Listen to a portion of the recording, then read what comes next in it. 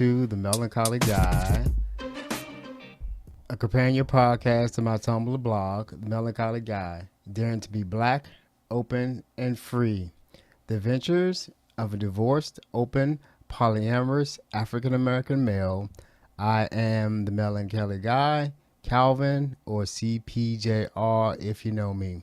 And today, I definitely believe that change I must or die I will. Welcome back to my podcast. This podcast, as I said, is a companion to my Tumblr blog that can be found on Tumblr at melancholyguy.tumblr.com. And the blog is basically stories and little essays or just word things I write about entries that I've written, and I continue to write about my life and how I came from non-monogamy. Came from monogamy into non-monogamy. Basically, right now living a polyamorous lifestyle, even though I'm very single right now. But if you've been following, you know that, and you know that I'm single, and I'm happy to be single today. So I'm back again, actually on time, right? I'm trying to be consistent.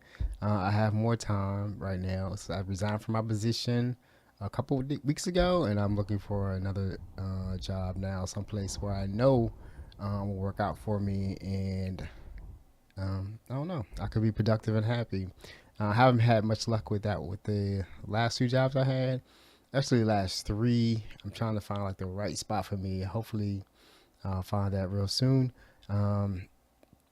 I'm actually having an interview on Monday in a spot downtown DC, in the area that I like. So hopefully, that'll be where I am. I've been trying to get back downtown since I left working in 2013. I left my job in DC, and then but lately I've been working out in Alexandria, Virginia, or up in Bethesda, which are nice locations, but I really like working downtown, and hopefully that'll happen after this interview. I think it'll be really great. So anyway, I'm going to recap a little bit. Basically, or if you haven't been listening to the podcast, I have been talking about swinging and how we got into swinging, myself and my ex-wife, how we decided that swinging or going out with different people for different experiences will be the way for us to get into non-monogamy, to make it a part of our life, not actually save our marriage or anything like that, but just to enjoy life. It seemed like a good idea at the time, and it was a good idea. So I basically have been talking about the transition, or why I decided to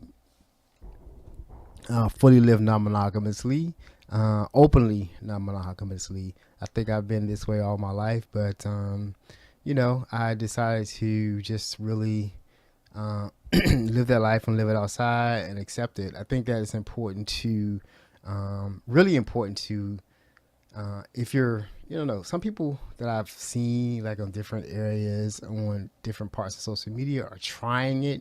I don't know what that means, to try to be non-monogamous. Like, if you've, I don't know, if you failed monogamy, you tried monogamy and failed at it, you're probably gonna fail at non-monogamy too. I don't know if it's a part of failing, but just really figure out what works best for you. And I know for me, it's not monogamy. Not that I couldn't live a monogamous life or be with someone monogamously, but I just know that options always have to be on the table. Growth always has to be on the table. The ability to freely communicate and open ourselves up to each other always has to be on the table. And I think if you close off and decide that we're going to have this traditionally monogamous relationship, for me, is just a non-starter. It can evolve into monogamy. it can all end up that we're not with other people or dating other people, but that would have to happen organically. So I think that starting off at a place of I'm just non-monogamous, polyamorous is the way to go. So anyway, um, I was talking about since I started Swinging 101 a few episodes ago, like around episode 21, I went into Swinging 101 and what swinging was. Then I talked about swinging and consent, how it's important to know consent, and actually, I believe that in non-monogamy, you actually do learn what consent really looks like in most spaces, especially in swinging, where the big rule or the big what's pounded into your brain is that no means no. So basically, if you or at a party or any type of event, a club, something like that, if you ask someone, you have to ask. First of all, you have to ask someone before touching them or anything like that. And like I said, you basically people are in all kinds of state of dress. You just can't walk up and smack somebody on the ass and grab or joining somebody, start sucking on a titty or something like that. You can't just do that. Just can't jump into a scene without asking first. So it's so you actually do learn what consent is, and for me, now that I've been in this for a while, since around 2011, consent is very important to me. It's like something, and it actually makes sense to me to ask what you want. You know what I'm saying? Can I kiss you now? Or what are you feeling? Do you feel like this is good? Is this something that you want to do? Do you want to keep doing this? Things that I know that I say during any type of interaction, physical interaction with another person, I always seem to ask first. Interesting enough, I was just hit me. I'm actually gonna write about this maybe, or talk about this. I was actually dating someone who is asexual, a woman who's asexual, and I think on our first date we did kiss, and I'm not sure if consent was given, but I remember her. Well, I know that after like a couple weeks after, she was saying like how I thought it was a great kiss, but she was saying how she doesn't even like kissing and really doesn't do anything for her. So, and I'm a big proponent of kissing. Kissing is something that has to be there for me, and we didn't talk about it because I don't know. I'm thinking about this. I'm still unpacking dating an asexual person, being that I'm demisexual. I think there's some kind of that's a weird combination to me because basically, if being demisexual, once you're connected, that brings about the sexual attraction, makes it stronger. So if you're with someone and you really build a connection, you actually are like drawn to them and really want to experience everything with them. But as an asexual, maybe not so much. So it's like it was a weird situation when I found myself. I got pretty uncomfortable in the situation the way it was playing out, and I kind of bailed out of it, not in the right way. But I'm gonna talk about that anyway. That's way past swinging. So back to what I'm talking about now. So basically went to swinging and consent, and I think I went into the websites and how to get on the websites and all that kind of stuff. Basically, I was talking about Black Swingers Club, and then I was talking about Swing Lifestyle. That's the two sites that we basically own. There's another site called Cassidy. That's pretty big. If you ever listen to another podcast about swingers that I recommend, if you're thinking about getting into swinging or really want to learn a lot about swinging, there's a group of people that have a website. It's called Life on the Swing Set. I think it's Life. You just Google Life on the Swing Set, it'll come up. They basically have a podcast also that comes out pretty regularly. I'm not sure what their schedule is, but it's pretty regular. It comes on. I listen to everything on Spreaker, so there's always seems to be an episode out there on Spreaker. And when they do take a hiatus, they do announce it.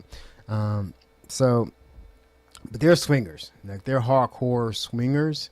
But they're a bit on the conscious, progressive side too, because there are a lot of them also into polyamory. Also, a few of the actually a lot of the hosts are actually in triads and stuff like that. But there are swingers. Like sex is a very important, and group sex and orgies also is very important. And with that, I think. And so I think I went last week. I was talking about what was the last week's topic? I have to look it up. I'm sorry. Um, I was talking about. I'm not sure. I'll think of it, but I was talking about getting a date, swinging. How do you actually meet people? How you set your profile up? I talked about what our profile looked like. In the end, I wasn't sure how it looked. At first, it was very generic, and I actually shared how we what happened on our first meetup date with another couple, and how it went really well, and they turned out to be our couple. I don't know, they were our favorite couple. In the swinging world, we had a few more couples, when I'll talk about those as I go on. So I was talking about getting dates like I said, last week, episode 22. And this week I'm going to talk about rebonding and validation. I'm going to talk about how it is, or why a lot of people actually do swing, and what it actually does for your relationship. I don't know if hopefully a few of my listeners, people that I know that actually do listen, are actually in non-monogamy, and they'll understand the term NRE, and that's new relationship energy. So basically, that concept is about when you first get in a relationship, you have all this energy, all these endorphins are firing off in your brain, and chemicals, and you get a lot of energy. You're excited about life. Everything just seems better when you actually connect with someone and you're in a relationship. You know, you want to be around them. You're on the phone talking to them, texting all day. Everything, you're just happy. That term is, or that was termed as NRE, or new relationship energy, and that can last, they say, anywhere from 1 to 2 years. It's very intoxicating. I know myself, I have thought of myself as an NRE junkie. I've already talked about how addiction is a part of my story, and you actually, when you get that, it's an endorphin. It actually is a high. Once you get into the non-monogamous community and just around people that are open to having relationships, that's what the non-monogamous community is to me. It's just people who are open, or all open-minded, and always open to possibilities. So you're just constantly meeting people who are just like, hey, how you doing? What's going on with you? I like some things that you've written, like online, if you're on social media, Facebook. I like the way you talk. I like the way you live your life, and I want to get to know you without a expectations of what it actually is going to be. So you're meeting people, you form these relationships, and they fire off, man. Sometimes you connect, and it's like that feeling just comes right away. Sometimes it takes a little time for it to build up, but you actually become addicted to that feeling. You're constantly meeting people. I know in areas like Atlanta, where the black non-monogamous community is large, they're just bouncing all over the place because there's so many people meeting each other, and things happen because it's not a good place to make decisions if you're in NRE. Because NRE, everything's possible. You basically have met somebody, you've connected, and you actually want to build something. You know what I'm saying? It's fun. The possibilities are limitless because it's love. It's a feeling of love. It's happiness. It's euphoric. So it's amazing that people. Well, it's not amazing. It's actually interesting that people get in trouble with the whole thing about NRE. It's not sexual. It can be sexual. For me, it's an issue because The way I'm set up is to get that connection is how I, feel that sexual attraction.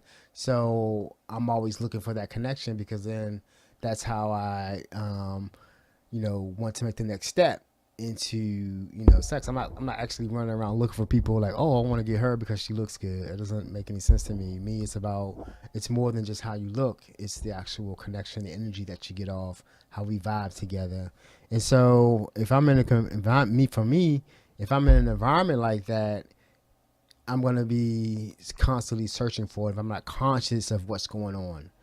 It took me a little while to get a hang of it. I'm basically just really getting the hang of it, and I've learned to pull myself out of those communities as much because it's just always there, and it's like a problem area for me. Because if someone shows me attention, I might go after it, and um, it's not like, and I'm looking for the connection, and if it's there, I might go forward. And then, like I say, in the beginning of NRE, you don't really look at everything. You don't look at how our lives can actually intermingle in a way that we actually can build something. So a lot of times I'll overlook things and I'll make mistakes. So anyway, that's about NRE. Maybe I'll talk about that more. Actually, I probably will need to talk about that more, but that comes later after swinging. So basically, when you're in a relationship for a while and you've passed the NRE, there's another thing that comes on, like oxytocin. You go into a long-lasting relationship, there's more things that take over. There's a thing, I think it's like oxytocin that kicks in that bonds you together, makes you comfortable with that person. And then all of a sudden you don't feel that drive or that high as much anymore. You get comfortable with that person. And I also think that there is something that actually, at the longer you stay together, the less you want to have sex with someone because it's not about procreation anymore. They actually start seeing that person as a brother or sister, and you basically don't want to have sex with them because you've already had children. I think you're driven.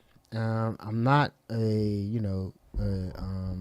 scholar in this area, but what I've read is that you basically start seeing that person as a brother or sister. Your sex drive for them decreases because you want to spread your seed to as many people as possible. So you start looking out. You naturally just start looking for new partners. So that's basically what happens, and sex usually dies in relationships long term. So a way that can be hacked or enhanced is that swinging came about. So basically how that works, if you ever study the history of swinging, a lot of it is said to have started in the Air Force with pilots and stuff like that. Basically, they were doing wife swapping when somebody was somebody was deployed, wife's at home, stuff like that was going on. So they think it started in the military, Air Force specifically. There's some books, if you want to know, ask, and I'll point you to. There's actually a very good book on the history of swinging that I read early on when I was getting into swinging. So it's a long show. It's going to be a long show.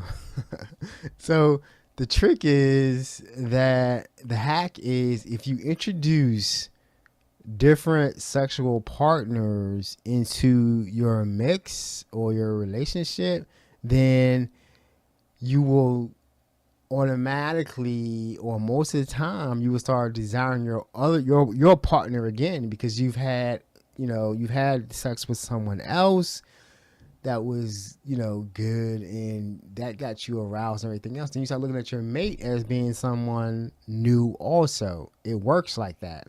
And I'm going to talk about and read an entry from the blog today. But first, I think I want to, before I read this, I'm going to read two entries from the blog today, two short entries.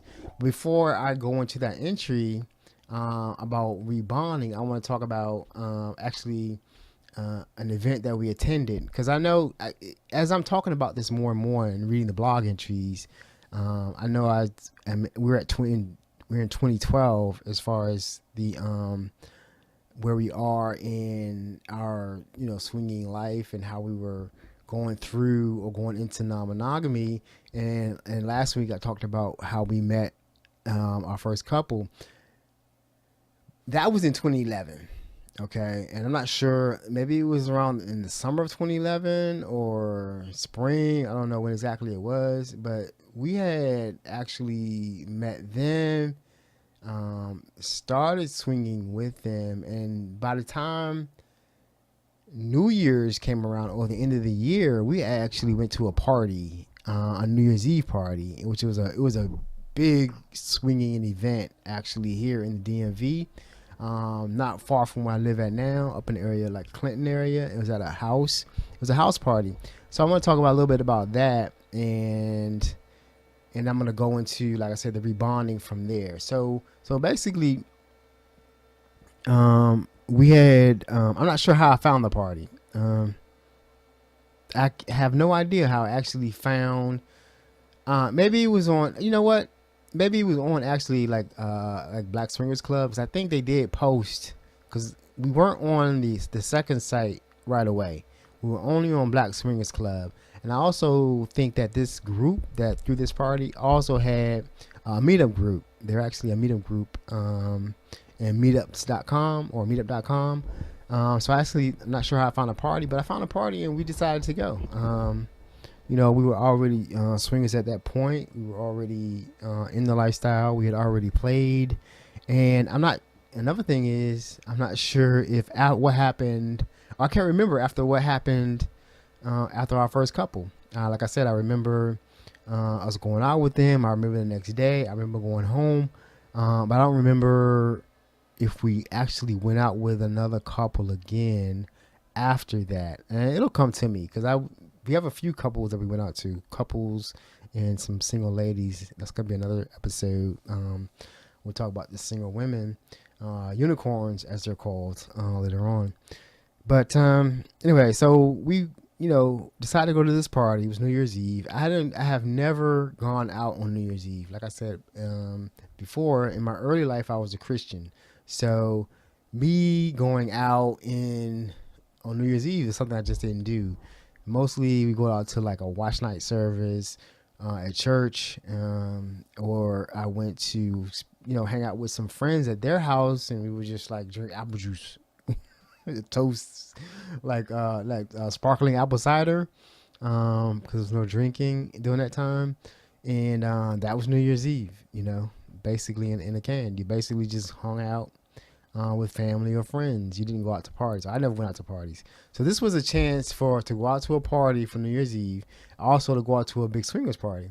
So anyway, the way the party worked was, I think couples were a certain price, a lesser price if you bought a bottle of premium alcohol. So you had to bring a bottle of, had to be top shelf alcohol. So I think I bought a bottle of Keller One.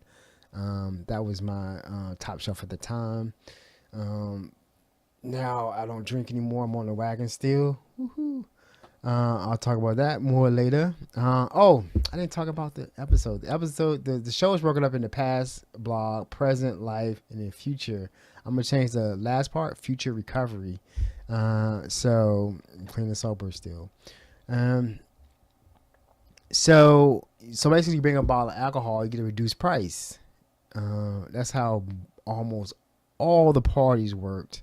The club that most clubs, swingers clubs, they don't serve alcohol, because there's some law about selling alcohol and there's a laws in most states. I know it is up here, that if you're a club and people are having sex on the premises, you can't sell alcohol.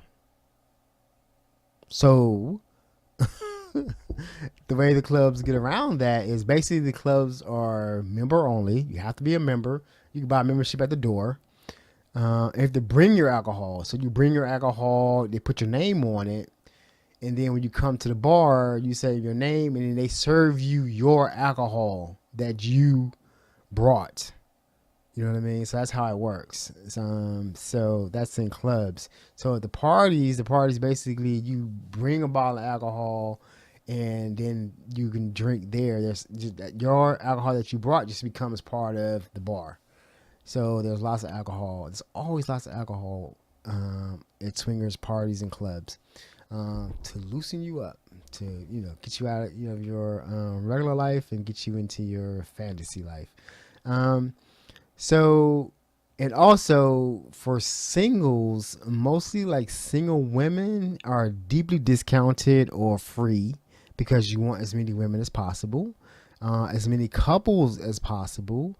But single males are either vetted heavily, only allowed by invitation, or they have to pay like double, triple the price to get in because you don't want a lot of single males in because they're single males. Basically, if you open a single, if you don't control for the single males, your party will be filled with nothing but single males. And a lot of them aren't, really into swinging. They're just trying to get the rocks off. Issues can happen when you have too many of them. They won't follow rules and things like that. So it's heavily controlled. That's a heavily controlled area, so that most of the best swinger parties will control for that. We'll have, and like I, oh yeah, we'll control for the single male coming to the party, single male count. And the swinger club, I know the one here up in Baltimore,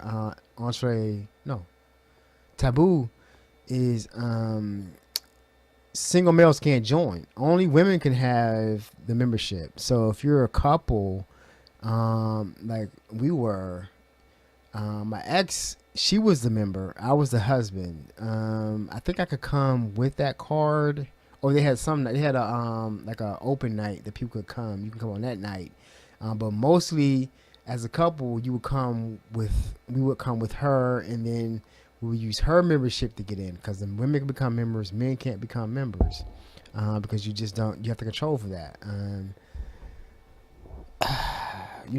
Because men ain't shit. Basically, if you don't control for it, you get out of control. So in the swingers lifestyle, that's something that's talked about a lot. The single male issue, and if you have a bad party experience, it'll be because of single males. Anyway, so we got to this big party. It was in a big house, basically. And the house was set up for this New Year's Eve party. So basically, all the furniture was out on the main floor. The bar was like in the kitchen area, and the food was over like in the dining room area. And when we got there, everybody was pretty much there at that time. We got there about 10 or something like that. So basically, we got there, everybody's mingling, clothes on. It's like a regular house party. So me and my ex, we normally didn't have to sit under each other all night. We were very comfortable allowing each other's space and freedom to go explore on our own. So basically, me at that time, if I wanted to go smoke a cigarette, I head outside to the smoking area, and I'm talking specifically about this party. Oh, another thing I forgot to mention this party. My ex was very nervous at the party. I don't know why, but she had to get a hug from the hostess to calm her down, because she was like, I don't know. It was something about growing up in New York and house parties, but she was totally nervous and couldn't calm down at the party. Me, I grew up going to house parties, and I knew the area, so I was very comfortable. I knew nothing was going to jump off, or if it did, we could get away, or whatever's going to happen is going to happen. So I was very comfortable, chilling. I probably had pre-gamed already. And so anyway, she finally calmed down. Like, the hostess was really great and gave her a hug. So this was really good group of people throwing this party. Gave her a hug and calmed her down, and she did calm down. So I'm gonna go out and smoke a cigarette in the I think it was in the garage. You can go downstairs through the garage. And as I'm going downstairs, so the downstairs basement was set up as the area for open group play. So there's a bunch of mattresses everywhere, like curtains up, divided in different areas. If you want some, no privacy was allowed. dividing areas, stuff like that. So downstairs, like the orgy room, the group sex room. Upstairs were some rooms upstairs. The rooms were had beds in them, and the rule was you can't close the doors of the rooms. So if you were using a room, you had to be comfortable with people that watching you or people that were voyeurs who wanted to come in and watch what was happening because you couldn't close the doors. So that's how it was set up upstairs, and there was a private area, I think, for the host and hostess in their area for their little private play. But the rule was no closed doors upstairs. So anyway, and then the middle floor was the open area just for the regular party people, food, drinks, and just mingling. So I went out downstairs to smoke a cigarette and chat. So I got out there, and there was two women out there smoking a cigarette also, and that's where I met someone who you'll hear about later in the story. I met a woman. I called her Sarah Dara, and I met her for the first time, and it seems like we hit it off right away. We were cool with each other, and I think that after we smoked a cigarette, I knew her name, she knew my name. I think the other young lady was a little bit standoffish. I think she was just basically there to watch and see what was going on, because I think she was upstairs in the room that we were in, but she was just almost fully clothed and just watching what was going on. I don't think she was there to play. She was a voyeur type person.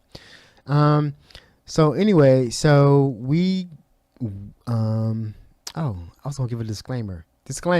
So here's the disclaimer. If your family listening to this, or if you're an old girlfriend or somebody who has any type of hang-ups or hearing about the lifestyle and what goes on, I'm never going to get specific or salacious or X-rated in any way about the events, but I will talk about them in a way that you may get uncomfortable hearing about people having sex. Like I said, I think sexual is fine. We're all sexual beings, and we all should talk more about it. And that's something that I'm championing now. Actually, just talk. It's not to be ashamed of, in my opinion. So I go back upstairs to join Heidi. Heidi has met people. She's a great. Did I say that name? My ex had met people and was chilling. I don't want to say her name. So my ex, anyway, she was chilling in the area, mingle area, and before, I think there was around about midnight. Before midnight, they had like a stripper doing performance for everybody. It was nice, and I guess they called it was a couple that threw the party, like a lion and lioness. They were a nice couple, really big swingers known in the area. Anyway, so she was using him as a prop for the entertainment part of the thing. She was popping balls out of her pussy. It was a good show. Anyway, so I think we did they had the countdown on TV, and everybody was like, Happy New Year's. So I think I saw Sarah Dara standing over by herself, so I called her over to hang out with us. And then I think we had also adopted this other single guy and this other couple, David and Yvette, that she had met. This couple you'll hear about later. So these names I'm saying, David, Yvette, Sarah Dara, these are people that you're going to hear about later, because we basically were building our community in the lifestyle. As we met people, cool people, we actually got their names, got their numbers, and hooked up with them later and hung out with them later. So anyway, so we all met and did the whole Happy New Year thing, kissing everyone. And after that, it's time for the rules. So basically, the women are put off in another area, the men are put off in another area, and this is where they discuss the rules. The rules are how you behave in a swinger party. So basically, the first rule is don't touch anyone, ask first, and no means no. Don't violate that rule. Also, you have to dress down. You have to come out of your street clothes and get into sexy attire. I remember I used to wear like some like fancy boxers or maybe athletic tee. That was what I wore. No socks. That's what I want to hang out in. I think I had picked out the particular panty style I liked for her, which are like the boy short type lace things, the hip things. I like those. So that's what I had picked out for her to wear all the time, and she had a nice top on. And so that's what you have to go upstairs. Everybody changes. That's the big thing in the swinger parties. Everybody has a time that you change, and then after you change, it's time for play. So basically, I think a lot of these people, it was our first time with this group, and a lot of people knew each other already. So everybody heads off to where they're gonna go. So people, that were gonna go downstairs in the single area, downstairs in the group play orgy area, flew downstairs, and then that's with Sarah Dare, and I think Sarah Dare had met the guy that we had adopted in our group, the little single guy. So they went off to play somewhere, and I think we had were talking to the other couple that was right there, David and Yvette, and we were like, "You want to go play?" So we went upstairs, got a room that was available, and we played in that room. I remember the rooms were open, so it's not only us in the room on the bed playing, it's also people around. I also think that it was another young lady there. She had a fetish for breasts, and she asked if she could join in that area, and she did. So that's how it goes. So we basically four of us on the bed playing a foursome, and then the other young lady doing some other, I don't know, something with the ladies. And so you basically swap and stuff like that. So that happens. And I think that was cool. We met them. We were cool with them. We liked them. That was like I said, we got finished playing with them in the room and providing a show for the people that wanted to watch.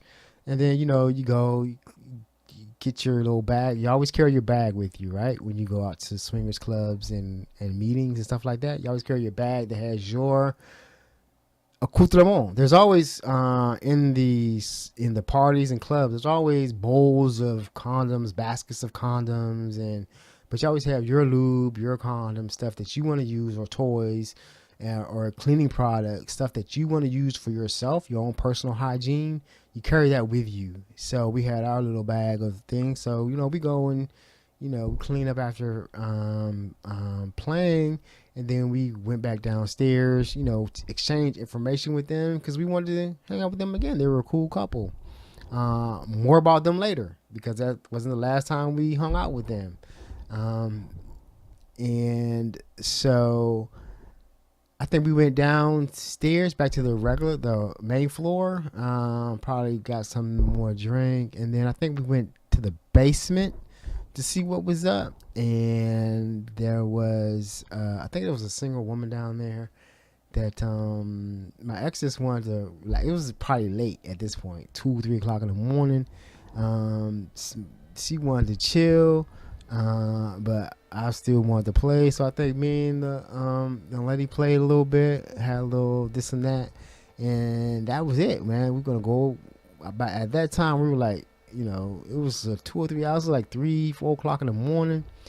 We changed back into our regular clothes, left out floating, man. This was our first party. It was a blast. And by the time it was the end of the party, she was fine. She was cool.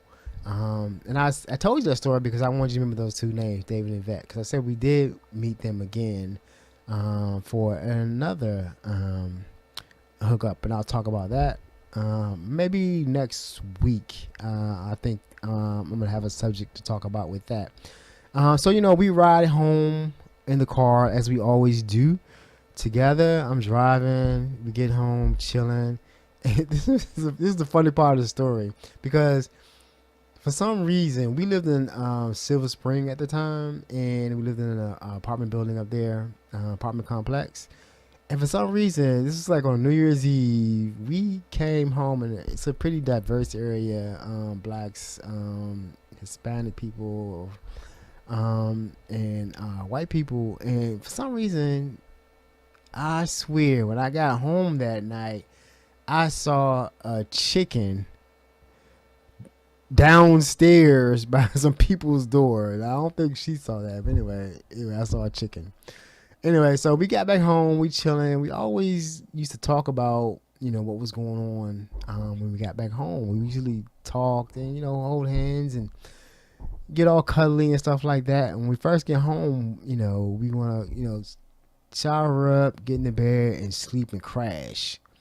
Then always the next morning, we do that thing that I call rebonding. We basically are into each other again. It's always hot and heavy. I call it rebonding sex because it's like we just into each other. It's like an automatic thing that we did to, I don't know, reclaim each other, or we were just into each other. It's just something that always happened, and I always call that rebonding sex.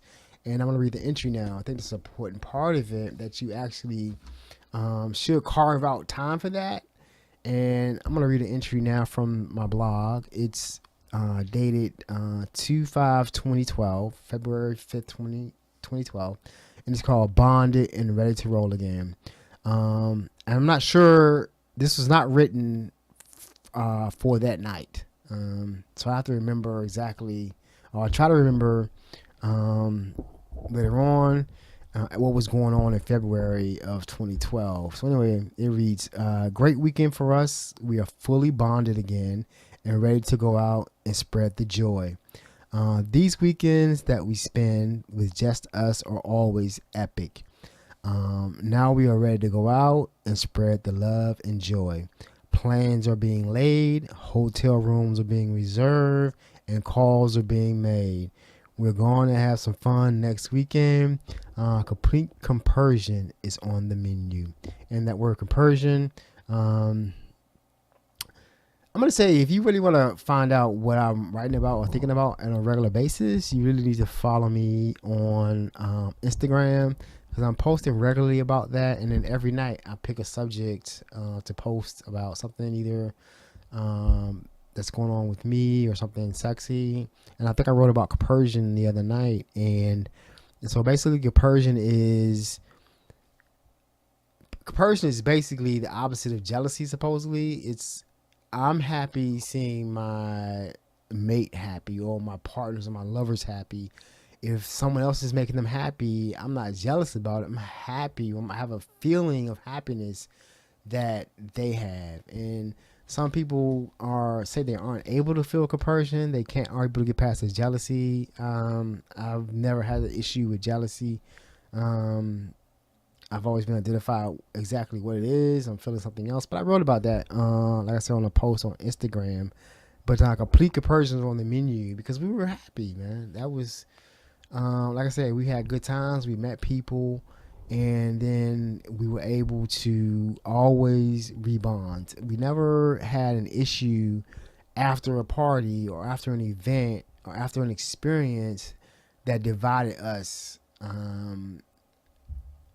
after play. It never happened. And we always were able to talk about it and use that in our relationship to heighten our love and our experiences, sexual experiences together. So that was compersion. And now I want to talk about, I'm going to read one more entry from the log, Vanilla World, because so basically we started living this life, and this is actually read 2/8/2012. And so it was an interesting time for me because I was living this seemed like a what is it, a split reality or a secret life. That basically every weekend or almost every weekend and during the day, we're always talking to swingers, people that were non-monogamous that openly could, talk about having sex with other people, hanging out with other people. And I wrote this interview on 2012, and it was titled 2/8/2012, and it was entitled Vanilla World. Spending 5 work days every week in a world of vanillas can really get boring at times. We spend our weekends and most weeknights being totally sexually open and honest about who and what we are. We get to honestly communicate. Nothing is taboo with us or our partners. Just ask. I need to expand my non-monogamous community just for more opportunities to be myself. And I was starting to feel the difference, and I still do. A little less now because I think I'm able to integrate the two more. But at that time, it just seemed like we were living this life where, you know, we could be around people who openly could talk about sex and desires and, wants in the swinger world openly. It wasn't an issue. We didn't have the issue of, like, say, jealousy or like people talking about going through phones and all this type of stuff. None of that didn't exist. If you know what I'm saying, we encouraged each other to talk about other people we were interested in and at work or any place we met on the train or something like that. It was just something we just talked about. It was interesting to see other people going through issues of jealousy and all this type of stuff and not being able to relate, less and less as time went on. So that was so basically I talked about rebonding. I think I'm going to split this. I was going to talk about rebonding and validation, but I think I'm going to save validations for next time because I'm already up to like 46 minutes so far, and I'm going to wait. So basically, to recap, you know what I'm saying, I was talking about the party and how people use swinging to basically hack the code, hack your sexual life, basically, to enhance your sexual life. For us, it allowed us to experience different people, and in that experiencing of different people, allow us to have more desire for each other, basically. So I think I'm gonna leave it there with that. That was the blog, and I was gonna talk about rebonding and validation. And validations, I'm gonna talk about that more. But that's something that happens in the swinger world. Basically, when you have experience with the people, you went back on the site and you wrote about those experiences, and you basically let other people know that these people were real or they sucked. That's basically what that's all about. So I'm gonna read that. I'm just gonna read some actual validations, but I'll do that next week, and I will be back next week. I'm saying I'm gonna be very consistent with this. That was past blog, and now I'm gonna go into present life. Things are, here's the thing about me though, right? I started this podcast, I think, in last year in November. And then I stayed like this was the year of purpose and discipline. Now I'm realizing that more and more, my life is like a big ship. You know what I'm saying? Like if I decide I'm going to do something or I need to change course, it takes me time to actually put in those course corrections and make change. Some reason I know what I need to do for myself, but if I'm already headed in a direction, I tend to keep going in the direction until I actually say, to actually put those things in place to go in that new direction. So basically, when I started this new course, I didn't put the things in place actually that I should have put in place. So I went adrift a little bit, which is cool. I learned from that because I wouldn't have learned about what I'm talking about now if I had not gone through that. So I'm basically, dealing with that course correction. It's like I said, always going to be. It's always what always people say like things are going to work out. I say it's going to work out exactly how it's supposed to work out. I never ever doubt that, and it always seems to has it's going to work out for how exactly as it's supposed to. I don't really worry about, I may get sad or I may feel like the regret of some of the decisions that I made, some things I've been through, but it was experiences that made me. Without those experiences, I wouldn't be who I am now, and I'm grateful for who I am now. So I take it, take it as it comes. So basically, like I said, I'm seeking another position, another job that I know is going to line up more specifically with what I want in the area that I want to live in, and it's going to be more like I knew the last job I was at I wasn't going to stay. I already decided I was going to leave in a year because I can't do the whole. I don't know. This company was really into micromanaging, and I'm like, I've been in this field for over 18 years. I know how to do, and I basically in that 18 years, I decided what I want to do. So you can't hire me at a certain level and then treat me as if I don't know what I'm doing. It's not going to work. I'm going to be frustrated. You're going to be frustrated because you're basically I'm just going to be grinding your gears trying to, make me fit this mold. Now I could have fit the mold, but I was miserable going to work every day, having to do things that I've felt were just not needed to be done. Who needs that stuff? Who needs to be micromanaged? I can't do it. So anyway, I'll be finding another position soon. And also, I'm going to start another business endeavor real soon. Something that I had put on the back burner. But I'm going to go ahead and kick that off sooner than I had anticipated. I think I was going to go rather slow. The podcast business is going to be a slow flip to get more, to get money. But I think this next one's going to be fast. I usually do 2 at a time.